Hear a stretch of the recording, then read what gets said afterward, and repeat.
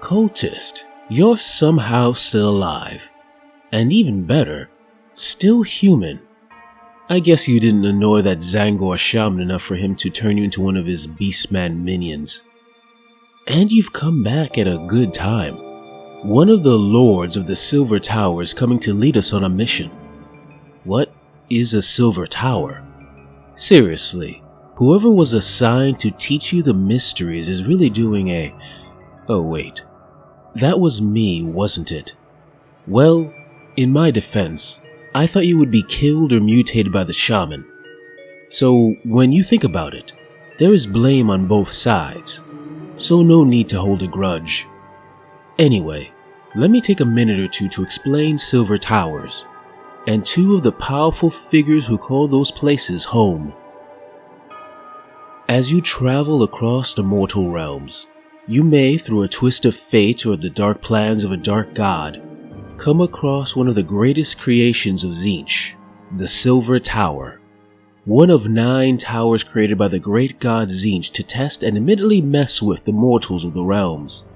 Those who enter these towers, whether by choice or dark design, are forced to survive mind-bending puzzles, directionless labyrinths, and powerful foes in order to reach the top.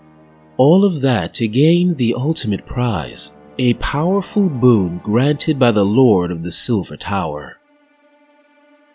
Have you ever heard of an Ogroid? They are massive humanoids about the size of an ogre but much more muscular and bestial in appearance. You can almost mistake them for a beastman with their great horns and cloven hooves, although I believe there is no relation, especially considering they are much more intelligent than the usual beast of chaos. Now these Ogroids tend to be the physical sort, using their size and strength to dominate those around them, making them fairly popular with warbands in the 8 points. A few of them, however, are intrigued by magic. They gaze into the arcane and their minds gain an understanding of the mysteries of Tzeentch far beyond most, their insights gifting them with bright arcane tattoos burning with fiery magic that perhaps only their supernaturally tough bodies could handle. With these tattoos, they have a deeper understanding of the weird flame, the arcane fire of Tzeentch, than any mortal. And one of their favorite uses of this weird flame is their choking tendril spell, which can easily choke the life of their foes. Truly, they are one of the most powerful mages around. However, not always. OlgroyThaumaturges, as they are called, like to think of themselves as cerebral and sophisticated, but when they are wounded, it is said they get influenced by their more bestial roots, going into a brutal rage and brutalizing the enemy in a mighty rampage, their tattoos bursting into flame as they gore and stomp at anyone in close range. Such magical power and strength would make you think they are the natural leaders of the Silver Towers, and they do on occasion lead cults like ours on missions. But OlgroyThaumaturges generally act as bodyguards for the true lords of any Silver Tower, the Gaunt Summoner.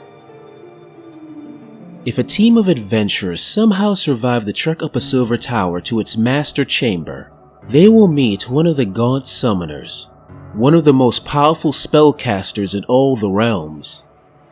Only 9 of these summoners can there ever be, for that is Tzeentch's sacred number, and each is gifted with overwhelming arcane might and a key to one of the Silver Towers. They are the ones who move Silver Towers to tempt nearby individuals to enter it, or pluck people while they travel tainted realm gates, always aiming to grab the most interesting beings to undergo the trials of the tower, all for the amusement of themselves and mighty Tzeentch. On occasion, if those beings survive, they are given a mighty boon by the summoner, although even then, those who make their wish best word it carefully, for the summoner is known to twist those boons in a way the being may not appreciate.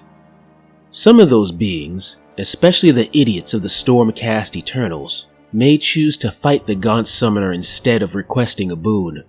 If that's the case, they soon realize they have made a horrible mistake, as they face one of the most powerful beings in existence.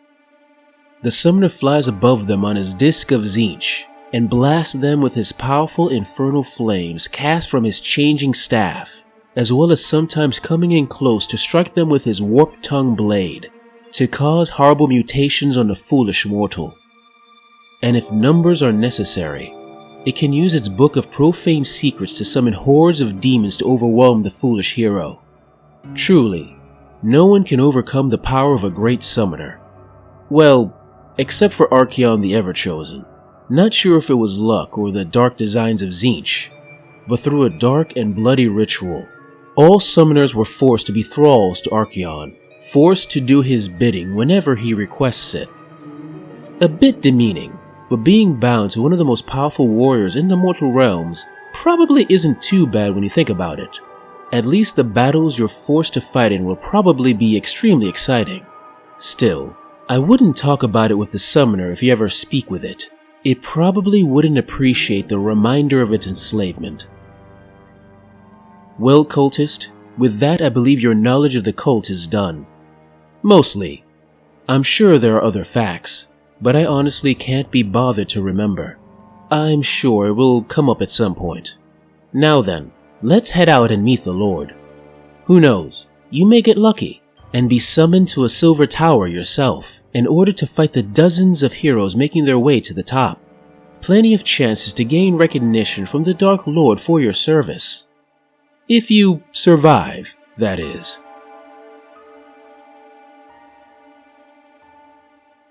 Hey guys, I hope you enjoyed this video on the Lords of the Silver Tower of the Disciples of Tzeentch. If you like it, please like, subscribe, comment, press the little bell so you know when I post, etc, etc. And if you really like it, and only if you're inclined, please send a little money my way, words today, to my Patreon or my Ko-fi account to give me the extra money I need to work on these stories I love. Thanks for listening / watching, and see you next time.